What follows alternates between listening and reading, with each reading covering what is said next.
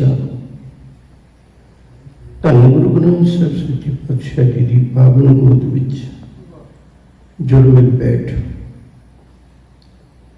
हर जी माता, हर जी पिता, हर जीओ प्रतिपालक, तुझ बिन कवन हमारा, मेरे प्रीतम प्राण अधारा। इन पावन शब्दों का कीर्तन सरवण कर रहे सन गुरमुख प्यारे भाई गुरप्रीत सिंह जी पलड़वाल, उन्होंने जथे पासों। सतगुरु होर कृपा करे, गुरु चरणों में प्यार गूढ़ा बन जाए। विचार की आरंभता करनी चाहना, सब तो पहला गुरु फतेह की सांझ पाइए। प्यार नाल आखो जी वाहिगुरु जी का खालसा, वाहिगुरु जी की फतेह। 360 मरातबा एक गुरिया ढगा चढ़िया मूसा पातशाह, सब जग परख है। चंद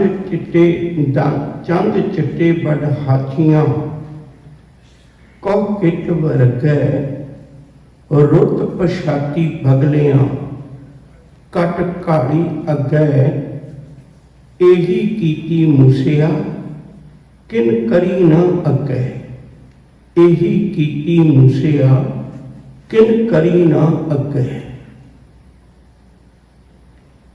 एक काव्य रूप किसी वेले किसी विद्वान की कलम के लिखे हुए वचन ने, और इन्हों ढाडियां ने गाया हुआ है। ये वार बहुत मकबूल हुई, बहुत दुनिया में इनू मन्निया गया, इनू प्रसिद्धि मिली, इनू मानता मिली। ये किसी राजे की गाथा को बयान करती है। ये साडे नाल की संबंध है? साडे नाल ये संबंध है भी धन गुरु अर्जन पातशाह जी महाराज ने जदों गुरु ग्रंथ साहिब जी की पावन बाणी 5 गुरु साहिबानां दी, 15 भगतां दी, 11 भट्टां दी, 3 सिखां दी वो गुरु ग्रंथ साहिब च अंकित की, तो नाल 22 वारां भी अंकित कीतियां। उन्हां 22 वारां दे विचों पता नहीं साहिब नूं की चंगा लगता होगा, 9 वारां वो चुनियां साहिब ने जिन्हां नूं उस वेले दियां मशहूर ढाडी वारां दे उत्ते गाउण दा हुक्म है। कुछ एक वारां वो सन जिहड़ियां गुरु नानक साहिब जी तो लेके गुरु अर्जन पातशाह जी के वेले तक गाइया जांदियां सन। प्रसिद्ध लोगों में ढाडियां च सियाणे गाने पुरखों च पुराने समय च जिहड़ा बहुता साधन हुंदा सी वो ढाडियां दा ही हुंदा सी, कबीशरां दा हुंदा सी, जां उस वेले भंड हुंदे सन। ते कुछ वारां उहने जिहड़ियां गुरु नानक साहिब तो पहलां दे समय दीयां गाइयां होईयां ने। इस वार तो प्रतीत होता है भी ये गुरु नानक साहिब तो पहला की किसी वेले की गाई हुई है। इसका पिछोकड़ की है, हुण आपां उहनूं वेखण की कोशिश कर रहे हैं। जिवें इस वार की पौड़ी विचों भी 2 बारी ये जिक्र आपां पढ़िया है, चढ़िया मूसा पातशाह सब जग परखै, जां एही कीती मूसिया किन करी ना अगै। ये इको ही बंदे दे 2 बारी नाम लए हुए ने। मूसा एक राजा सी, इहने चढ़ती जवानी विच बड़ी सुहापण भी हासिल की, नाल नाल इहने गुण भी बड़े हासिल किए। तेग का बहुत धनी सी, तलवार का बहुत ज़्यादा ज्ञाता सी, नेजाबाजी इतिहासक हथियारों चलाने की बड़ी मुहारत सी। बहादुरी वाले लोगों च, नेक इंसानों विच, चंगे लोगों विच, सुहपण वाले लोगों च इहदी कई पासे नूं गिणती हुंदी सी। इहदे नाल नाल एक घोड़सवार भी बहुत कमाल दा सी। नाल नाल किते किते कोई गल चेते आ जाती है, मैं वो तुहाडे नाल साझी कर लेना। याद रखो जी, घोड़सवारी लंबे समय की करनी बहुत औखी है, क्योंकि बखियां चढ़ जांदियां ने। तुसीं देखिआ होवेगा घोड़े की दौड़ जिवें चलदी। समुचे मुगलों विचों कल्ला एक बाबर सी, जिहड़ा एक बारी घोड़े ते बैठ के 100 को तय कर दिंदा सी। पर कल्ला कल्ला गुरु का सिख सी, जिहड़ा एक बारी घोड़े ते बैठ के 100 को तय कर दिंदा सी, क्योंकि इन्हां दा घर ही घोड़ियां दी काठियां ते रिहा, इसलिए इन्हां दा अभ्यास ज़्यादा सी। खैर, मूसा भी इवें घोड़सवारी दे विच बड़ा प्रसिद्धि वाला बंदा सी। समा आया, मूसा जवान आउण लगा, ते इहदा जिहड़ा रिश्ता है वो किसी बहुत वधिया घराने विच कर दिता गया। ये कुदरती गल है, उदों जिहड़े विआह हुंदे सन वो जवानी पहरे तो पहला दे कर दिते जाते सन। मुकलावा लेट दिता जाता सी। हुण तां मुकलावे की रीत खत्म हो गई है। उस वेले दे गीतां विच भी मुकलावे के गीत गाए जाते सन। मुकलावा मतलब लड़की नूं बाद विच तोड़ना, पर विआह छोटी उम्र च कर जाना तो बड़ा वधिया काम सी। इहनूं माड़ा नहीं कह सकते, क्योंकि लड़की के मन में भी एक तस्वीर बन जाती सी अपने परिवार की, उसकी अटैचमेंट हो जाती सी, तो उसकी जीवन की भटकना मुक जाती सी, ते लड़के के मन में भी एक विचार बन जाती सी भी मेरा झुकाव इधरले पासे है। बहुत वधिया सी काम ते इह, पर समय ने कुछ करवट खा ली। खैर, ते इवें जिवें मैं एक छोटी जी उदाहरण देण लगा, शायद आप जी के ख्याल में होगा, गुरु तेग बहादुर साहब जी का प्रकाश जो 1621 च होया सी, ते 1633 में उन्हों की शादी हो गई सी। याद रखो जी, सिर्फ 12-13 साल की उम्र है सारी। तो मां गुजर कौर की तो जे 1-2 साल घट ही होंगी है, तो हिसाब कर भी 10 सालों के नेड़े माता गुजर कौर की उम्र होएगी उस वेले। यो ही कारण है, उन्होंने घर औलाद भी 33 साल मगरों हुई सी, 1666 में होई सी। अपनी गल पर वापस परत आईए। उदों ये आम हुंदा सी बई ब्याह शादी छोटी उम्र च कर दी जाती सी, ते बाद में मुकलावा दिता जाता सी। मूसे नाल भी इवें होया। इहदी ब्याह शादी, इहदी मंगनी जिहड़ी है वो पहला कर दी गई। ब्याह तो नहीं सी होया, पर मंगनी छोटी उम्र में कर दी गई सी। मैं बार बार मैनूं चेते आ जाता, मैं गल कोनी नहीं चाहता। शायद आपको पता होवे, माता धन गुरु गोबिंद सिंह साहब सच्चे पातशाह ते माता जीता की जिहड़ी मंगनी वो गुरु तेग बहादुर साहब करके गए सन। शहादत तो पहला वो अपने पुत्र की मंगनी करके गए सन। ये इतिहास में बहुत थावां ते जिक्र होता है। निकली उम्र में ही 9.25 साल की जो उम्र सच्चे पातशाह की उदों है जदों शहादत हुई है। वो तो 5-7 महीने पहले गल ही हुई होएगी ना। खैर, इवें मूसे की भी मंगनी हुई है, तो उदों विचोले ही सारा कुछ करिया करते सन। आम परिवारों का इन्ना मेल जोल नहीं सी हुंदा, एक दूजे की बहुती खबर सुध नहीं सी हुंदी, खुला मिलवर्तन नहीं सी हुंदा। मूसे दे सहुरियां कुछ एक लोगों ने चुक दे दी। उन्होंने आख्या मूसे के बारे में भी वो तो उगने वाला है, उन्होंने इन्ना पता नहीं है, इन्ना समझदार नहीं है। तो जे तुसी लड़की नूं अपनी नूं सुखी देखना चाहते हो तो तुहानूं मैं दस पाउणा, तुसी उस राजे नाल ब्याह हो। उहदा बहुता जिक्र नहीं आया, दूजे राजे का राजा ही करके आया। तो एक कुदरती गल है, मैं बहुत बारी बेनती करना प्यार वालियों, लड़की एक अजिहा जिक्र का टुकड़ा है जिन्हों शायद सब तो वध रख के मनुख पालदा है, सब तो प्यारी रख के मनुख पालदा है। उन्ना होर किसी परिवार के जियां का ख्याल नहीं करता जिन्ना लड़की का ख्याल करता है। मैं बहुत बारी एक जिक्र करना है, अज थोड़ा जहा दोहरा के अगे गल तोड़नी चाहना है। तुसी किसी भी कल्चर में देखो, करीब करीब चावलों की एक रस्म की जाती है जदों लड़की का विआह होता है। एक चावलों की रस्म की जाती है। साडे पंजाबी कल्चर च भी है, भावें इहदा धर्म नाल कोई संबंध नहीं, पर कल्चर में है साडे। वो की भी जदों लड़की अपने बाबल के विहड़े तो तुरती है, कंथ सुहेड़े का लड़ पकड़ के उदों एक थाली में पाए हुए कुछ चावल वो पिछां नूं भगा के मारती है बुक भर के। वो असल में एक बहुत वधिया सुनेहा होंदा है। लड़की जिस विहड़े च 22-24 साल पल के गई हुंदी है उदों दे कोल कहण जो कि शब्द नहीं हुंदे, मन भरिया हुंदा है। अज तो चलो होर तरह का सुभाव है, लड़का लड़की आपस में या परिवार आपस में एक दूजे को नेड़ता होंदी जानते होंगे ने, पर उस समय नहीं सी होंदा। वो लड़की का मन भी भरिया होंदा है ते जिन्हां ने 22-24 साल लड़की पाल के अज किसी दे लट ला के तोड़न लगे ने उन्हां दा मन भी भरिया होंदा है। ना माता पिता गल कर पाउंदे ने उस वेले, ना धी अपने माँ बापा नूं कुछ हौसले की गल कर पाउंदी है। उदों इहो जिहे माहौल विच एक इशारियां की भाषा विच एक गल समझाई जाती है। वो इशारियां की भाषा की हुंदी है भी लड़की चावल सुट के एक गल कह के जाती है, बापू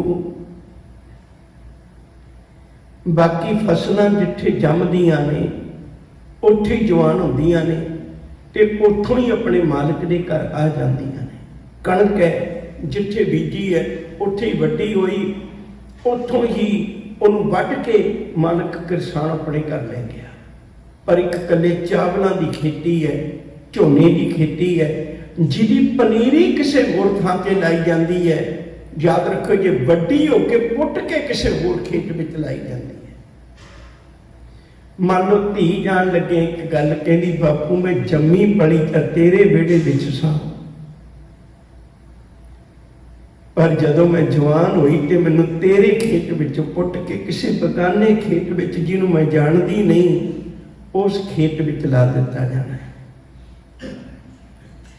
प्यार वाले धीआं वालियां दे बड़े दुखड़े ने। कदे आपां सोच के देखिए अपने घर परिवार विच असीं उवें दा प्यार अपनियां बच्चियां नूं नहीं दिंदे जिन्ने दा देना चाहिए है। मैं बेनती कर रहा सा, मूसे दे सहुरिਆਂ नूं किसी ने भटका दिता भाई तुसीं उत्थे अपनी लड़की ना विआहिओ, वो सुखी नहीं रहेगी। माँ बाप जिगरे का टुकड़ा तोड़ना है तो उन्होंने भी मन में विचार बनाए भी जिथे साडी धी सुखी हो सकती है सानू उत्थे भेजनी चाहिए। उन्होंने किसी और राजे के नाल उहदी मंगनी करके बहुत जल्दी ब्याह कर दिता। ते जदों तक ये ब्याह होके चले है उदों जाके खबर जिहड़ी है मूसे नूं मिली। हुण मूसे नूं खबर मिली वो बहादुर है। बहादरी के ताने भी होंदे ने, उहदे सज्जणा मित्रां कुछ लोकां ताने मारे, तू काहदा बहादुर है, काहदा सूरमा है, तेरे बजुर्गों की जत्ती हुई जबान नूं अज किसी ने मैला कर दिता, तू काहदा सूरमा है, तेरे घर की इज्जत नूं कोई ब्याह के ले गया, तू काहदा सूरमा है, तेरी मंगेतर लड़की नूं कोई ब्याह के ले गया। मूसे के अंदर भी जवानी का पहरा सी, जोश ने उबाला खाधा और उन्हें उस वेले अपने नाल दे साथी लए, नाल दे साथी लेके ते प्रबंध किया, कोशिश की, उन्हें उस वेले चढ़ाई की। बहादुर सी, जवानी का पहरा सी, नाल दे साथी भी चंगे वफादार सन, नाले अणख की खातर इज्जत की खातर ही जंग लड़िया जा रहा सी। इस जंग के दरमियान अजीब किस्म की दुश्मनी तो है नहीं सी, अजीब किस्म की वार्ता सी ते उन्हें उस वेले उस राजे नूं पकड़ लिया। राजे नूं पकड़िया ते उस अपनी मंगेतर नूं भी कैदी कर लिया। नाल कुछ सिपाही ने सारिਆਂ नूं कैदी करके अपने राज विच ले लिया।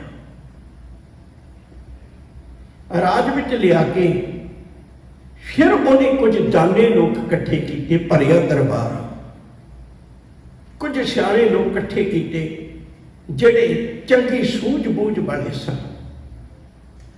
उन्हें एकत्र करके मन में इहो जी कोई विचार नहीं बई मैं अपना जीवन मैला करा जां उस बच्ची की जिंदगी नूं रोड़ दियां, इहो जिहा कोई मन में विचार नहीं। देखो सूरमा होने के बावजूद भी ताकत विच, नशे विच किसी विरले मनुख की होश ठिकाने रहिंदी है।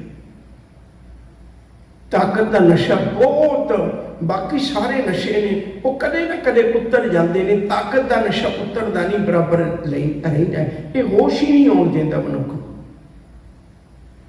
उन्हें बड़ी सूरमताई वाली गल की है। लोग इकट्ठे किए, उन्होंने लोगों के इकट्ठ विच उन्हें उस लड़की को बुलाया। पहले उस राणी को पूछया, सज्जन तू ऐसा क्यों किया? उन्हें आख्या भी मेरा तो कसूर ही कोई नहीं, मैनू रिश्ता आया, असीं प्रवान कर लिया ते ब्याह कर लिया, सानू इहदे पिछोकड़ दा नहीं सी पता। उन्हें लड़की को बुलाया, उदों पर्दे च लड़कियां आया करदियां सी। लड़की को बुलाया ते लड़की को पूछया। लड़की ने दो गल्लां कीतियां, कह लगी मैं गुलाम है, सच कवां ते बर्दाश्त कर लेगा। गुलाम नूं बोलण दी आग्या नहीं हुंदी। मूसा कितना बड़ा दलेर है। मैं बेनती करा, शरीरक तीन तरह की ताकत प्रमुख तौर पर होंगी है। एक शरीरक ताकत, एक उहदी अकल की ताकत, ज्ञान की ताकत, बोध की ताकत, तीजी धन की ताकत। जब दूजे शब्दों च यूं कह लिए, संसार च तीन बंदियां दा बोल बांटा रहिंदा है। एक भलवान का, एक धनवान का, एक विद्वान का।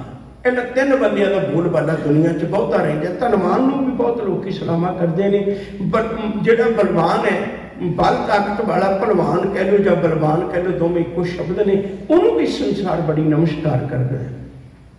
ते तीजा जिहड़ा विद्वान है, जिहदे कोल विद्वता है, उन्होंने भी संसार मेरा समझ याद रखता है। हुण मूसा जिहड़ा ना, उस वेले धनवान भी है ते बलवान भी है, ते तीजी गल चेते रखियो विद्वान भी है। बहुत सियाणी गल की उन्हें।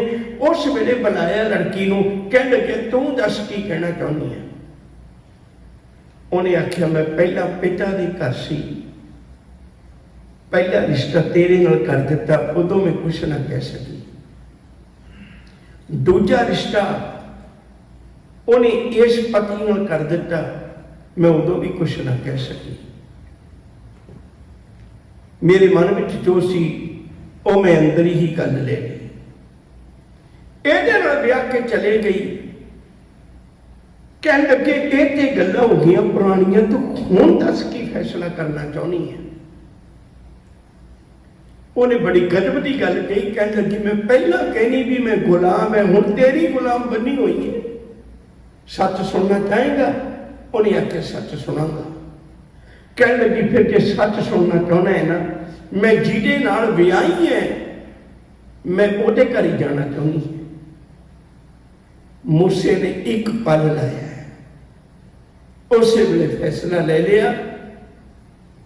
कह लगे तू खानदान परिवार विचों आई है ते खानदान परिवार च ब्याही गई है, की होया कुछ तेरा मेरा संबंध रहा है मंगनी के रूप विच, पर मैं अज इस तरह का कहर नहीं करांगा जिहड़ा इंसानियत नूं दागी कर दे। मैं इहो जिहा कहर नहीं करांगा। इस्त्री जाति का सन्मान करने वाले बहुत घट लोग होंदे ने, बहुत घट लोग होंदे ने। कह लगे मैं अपने जीवन काल में ये गल अजमाउणी चाहुंदा है, मैं इस तरह का कोई कलंक नहीं लावांगा जीवन नूं जिहड़ा किसी तरह एक इंसानियत शर्मसार हो जाए। उदों किहो जिहा किरदार हुंदा सी। मैं दो गल्लां कह के गल अगे तोरांगा। पहली बेनती ये करां, मैं पिछे भी जिक्र किया सी, तुहाडे नाल फिर दोहरा दियां। इन्हां 22 वारां विचों 7 वारां वो सन जिन्हां दा झगड़ा पिछोकड़ फुलिया। ये पता लग्या भी या तो झगड़ा वो ईरखा का सी, जां झगड़ा वो धन दौलत का सी, जां झगड़ा वो देश दीयां हद्दां नूं लेके सी। पर 2 वारां इहदे विच 9 वारां च 2 वारां वो आईयां ने जिन्हां विच कोई लड़की भी शामिल है। उहदे विचों एक शामिल है टुंडे असराजी की धुनी। उहदे विच अस राजा जिहड़ा है ਉਹਦਾ बाप ਜਿਹੜਾ ਉਹ दूजी शादी करवाਉਂਦਾ है। ਉਹਦੀ उम्र वडेरी है, लड़की की उम्र छोटी है। ਉਹ ਆਪਣੇ ਹੀ ਰਾਜੇ ਦੇ ਪੁੱਤ ਨਾਲ ਆਪਣਾ ਮਨ ਮਿਲਾ ਕਰਦੀ ਹੈ। ਉਹ ਸਾਰੀ ਵਿਚਾਰ ਤੁਸੀਂ ਸੁਣੀ ਹੋਈ ਹੈ। ਪਰ ਉੱਥੇ ਰਾਜੇ ਦਾ ਕਿਰਦਾਰ ਏਡਾ ਕਮਾਲ ਦਾ ਦਿਖਾਇਆ ਹੋਇਆ ਹੈ। ਉਹਨੇ ਆਖਿਆ ਤੂੰ ਮੇਰੀ ਮਾਂ ਦੀ ਜਗ੍ਹਾ ਹੈ, ਮੈਂ ਸਜ਼ਾ ਪਾ ਲਾਂਗਾ ਪਰ ਕਿਰਦਾਰੋਂ ਨਹੀਂ ਡਿਗਾਂਗਾ। ਇਹ ਰਿਸ਼ਤੇ ਜਿਹੜੇ ਨੇ ਇਹਨਾਂ ਨੂੰ ਦਾਗੀ ਨਹੀਂ ਕਰਨਾ। ਮੈਂ ਬੇਨਤੀ ਕਰਾਂ, ਬਹੁਤ ਕੁਝ ਗੁਰੂ ਗ੍ਰੰਥ ਸਾਹਿਬ ਦਾ ਇੱਕ ਇੱਕ ਫਲਸਫਾ ਜਿਹੜਾ ਨਾ ਉਹ ਸਾਨੂੰ ਬਹੁਤ ਕੁਝ ਸਿਖਾਉਂਦਾ ਹੈ। ਨਹੀਂ ਤੇ ਲੜਾਈ ਦੇ 3 ਕਾਰਨ ਮੰਨੇ ਜਾਂਦੇ ਨੇ। ਜ਼ਰ ਜ਼ੋਰੋ ਜ਼ਮੀਨ, ਜ਼ੋਰੋ ਇਸਤਰੀ ਨੂੰ ਕਹਿੰਦੇ ਨੇ। ਇਸਤਰੀ ਪੁਰਾਣੇ ਸਮੇਂ ਤੋਂ ਲੈ ਕੇ ਜਦੋਂ ਕਦੇ ਕਰੰਸੀ ਵੀ ਨਹੀਂ ਸੀ ਹੁੰਦੀ, ਉਦੋਂ ਵੀ ਕੇਵਲ ਮਨੁੱਖ ਪਸ਼ੂ ਪਾਲਦਾ ਸੀ। ਉਦੋਂ ਪਸ਼ੂਆਂ ਦੀ ਤਾਕਤ ਮੰਨੀ ਜਾਂਦੀ, ਜਿਹਦੇ ਕੋਲ ਪਸ਼ੂ ਜ਼ਿਆਦਾ ਹੁੰਦੇ ਸਨ। ਫਿਰ ਦੂਜੀ ਤਾਕਤ ਮੰਨੀ ਜਾਂਦੀ ਸੀ। ਇਤਿਹਾਸ ਨੂੰ ਪੜ੍ਹ ਕੇ ਦੇਖੋ, ਇਸਤਰੀਆਂ ਦੀ ਜਿਹਦੀਆਂ ਰਾਣੀਆਂ ਬਹੁਤ ਹੁੰਦੀਆਂ ਸੀ ਉਹਨੂੰ ਬਲਵਾਨ ਗਿਣਿਆ ਜਾਂਦਾ ਸੀ। ਤਾਂ ਕਰਕੇ ਰਾਜੇ ਮਹਾਰਾਜੇ ਬਹੁਤੇ ਵਿਆਹ ਕਰਵਾਉਂਦੇ ਸੀ। ਤਾਂ ਕਰਕੇ ਇੱਕ ਦੂਜੇ ਦੀ ਇਸਤਰੀਆਂ ਦੇ ਡੋਲੇ ਲੁੱਟਣ ਦੀ ਵੀ ਇੱਕ ਰਸਮ ਰੀਤ ਰਿਵਾਜ ਸੀ। ਮੈਂ ਗੱਲ ਇਹ ਕਰਾਂ, ਇਹ ਵੀ ਹੁਣ ਦੇਖੋ ਮੂਸੇ ਦੀ ਕਿੱਡੀ ਵੱਡੀ ਬਹਾਦਰੀ ਹੈ। ਸਰੀਰਕ ਤੌਰ ਤੇ ਬਲਵਾਨ ਬਹੁਤ ਹੁੰਦੇ ਨੇ, ਮਾਨਸਿਕ ਪੱਧਰ ਦੇ ਬਲਵਾਨ ਬਹੁਤ ਘੱਟ ਹੁੰਦੇ ਨੇ। ਜਿਹੜੇ ਏਡੇ ਵੱਡੇ ਬਲਵਾਨ ਹੋਣ ਵੀ ਕਿਸੇ ਦੀ ਵਧੀਕੀ ਨੂੰ ਵੀ ਜਰ ਜਾਣ ਤੇ ਉਹਨੂੰ ਮੁਆਫ ਕਰ ਦੇਣ, ਇਹ ਬਹੁਤ ਕਿਸੇ ਵਿਰਲੇ ਦੇ ਹਿੱਸੇ ਹੁੰਦਾ। ਮੈਂ ਛੋਟੀ ਜਿਹੀ ਉਦਾਹਰਨ ਦੇਣ ਲੱਗਾ। ਹੋਰ ਸ਼ਾਇਦ ਆਪ ਨੂੰ ਪਤਾ ਹੋਵੇਗਾ, ਜਗਤ ਪ੍ਰਸਿੱਧ ਹੈ ਨੂਰ ਜਹਾਂ। ਨੂਰ ਜਹਾਂ ਦਾ ਪਹਿਲਾ ਨਾਮ ਮੇਰੂ ਨੂਸਾ ਹੈ। ਇਹ ਗਿਆਸ ਦੀਨ ਨਾਂ ਦੇ ਬੰਦੇ ਨਾਲ ਉਹਦੇ ਘਰ ਵਿੱਚ ਉਹਦੀ ਬੇਟੀ ਦੇ ਰੂਪ ਵਿੱਚ ਸੀ।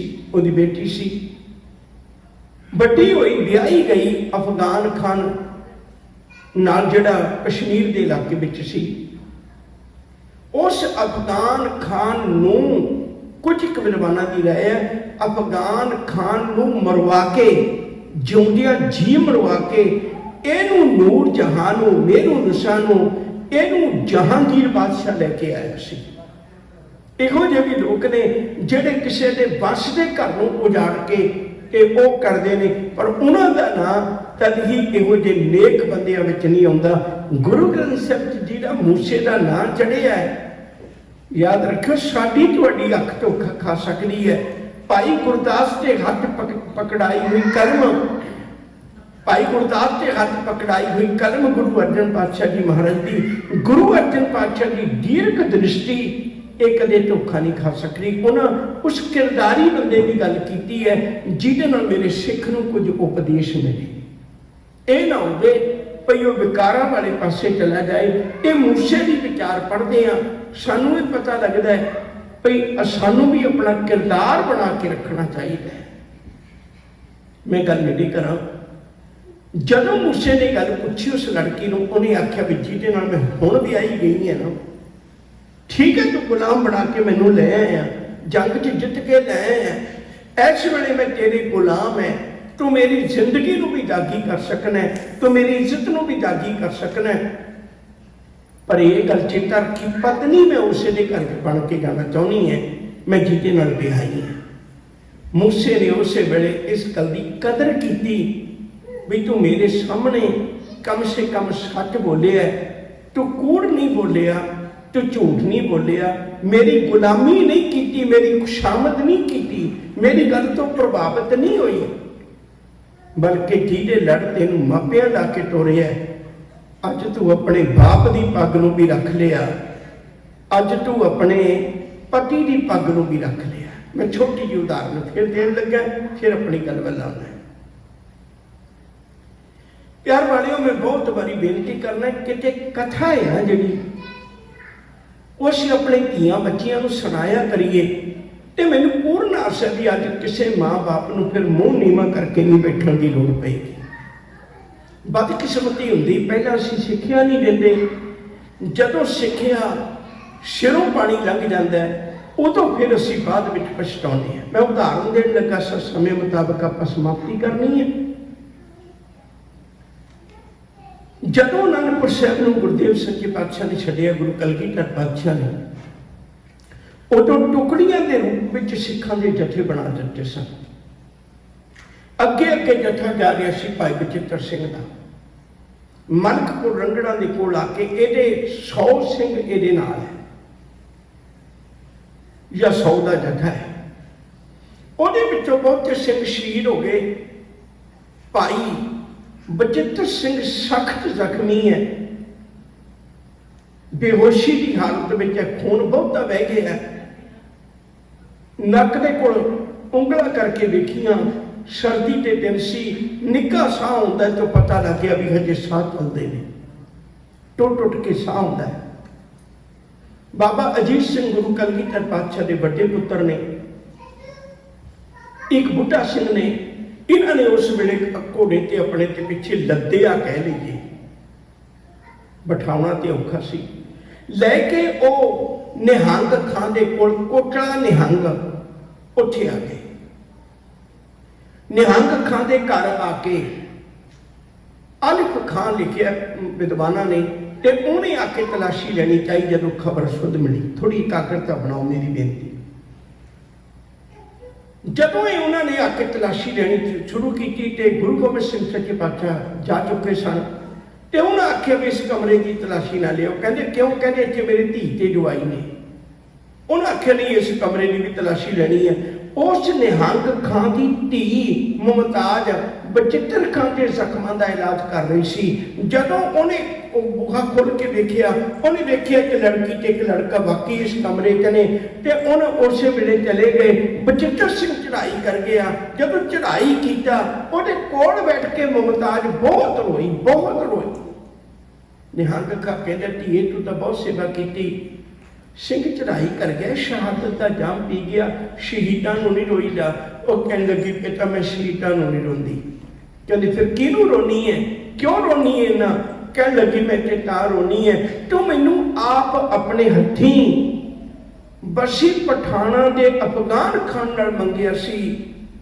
ਉਹ ਮੇਰੇ ਪਿਤਾ, ਮੈਂ ਮੰਨਦੀ ਹਾਂ ਪਹਾੜ ਵਰਗੀ ਜ਼ਿੰਦਗੀ ਹੈ, ਪਰ ਮੈਂ ਤੇਰੇ ਨਾਲ ਵਾਅਦਾ ਕਰਨੀ ਅੱਜ, ਇੱਕ ਕਿਰਪਾ ਕਰ, ਮੈਨੂੰ ਐਡੇ ਵੱਡੇ ਸ਼ਹੀਦ ਦੀ ਪਤਨੀ ਕਹਿ ਕੇ ਤੂੰ ਕਿਹਾ ਜਿਸ ਕਮਰੇ 'ਚ ਮੇਰੇ ਧੀ ਤੇ ਜਵਾਈ ਨੇ, ਮੈਨੂੰ ਐਡੇ ਵੱਡੇ ਸ਼ਹੀਦ ਦੀ ਪਤਨੀ ਬਣਾ ਕੇ ਦੂਜਿਆਂ ਦੇ ਬੂਹੇ ਤੇ ਨਾ ਰੋੜੀ।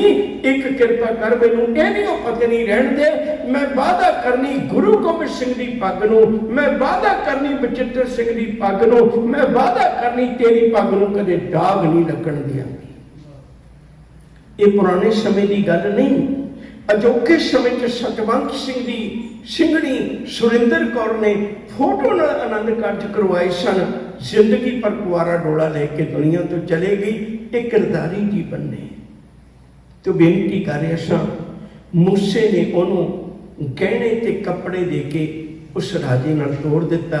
ਲੋਕਾਂ ਨੇ ਮੂਸੇ ਦੀ ਇਸ ਕਰਨੀ ਨੂੰ ਸਲਾਮ ਕੀਤੀ। ਵਿਦਵਾਨਾਂ ਨੇ ਆਪਣੀਆਂ ਕਲਮਾਂ ਨਾਲ ਉਹਨਾਂ ਨੂੰ ਇਸ ਗੱਲ ਦੀ ਹੌਸਲਾ ਅਫਜ਼ਾਈ ਕੀਤੀ, ਤੇ ਉਸ ਵੇਲੇ ਦੀ ਲਿਖੀ ਹੋਈ ਵਾਰ ਦੀ ਟੋਨ ਦੇ ਉੱਤੇ ਇਹ ਵਾਰ ਨੂੰ ਗੁਰੂ ਰਾਮਦਾਸ ਕਾਨੜੇ ਕੀ ਵਾਰ ਮਹਿਲਾ ਚੌਥਾ, ਮੂਸੇ ਕੀ ਵਾਰ ਕੀ ਧੁਨੀ, ਇਹ ਹੈਡਿੰਗ ਦੇ ਕੇ ਗੁਰੂ ਗ੍ਰੰਥ ਸਾਹਿਬ 'ਚ ਅੰਕਿਤ ਕੀਤਾ ਹੈ।